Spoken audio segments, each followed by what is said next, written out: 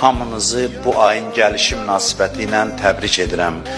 Allah bizi mübarək Ramazan ayının feyzindən, bərəkətindən, rəhmətindən binəsib eləməsin inşallah. Peyğəmbərimizin xüsusi yanaşması var bu aya. Şəban ayının bugünkü günü idi, cümə günü idi.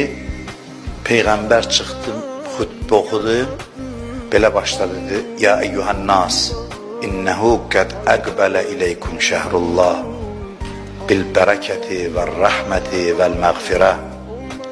Dedi, insanlar, Allah ayı sizə tərəf gəlir, bərəkətlə, rəhmətlə, bağışlanmaqla gəlir. Elə fikirləşməyin ki, Şəban ayı qutarır təqvimdə, sonra Ramazan ayı gəlir və biz də oruç tutmalıyıq. Məsələ belə deyil. Məsələ budur ki, Allahın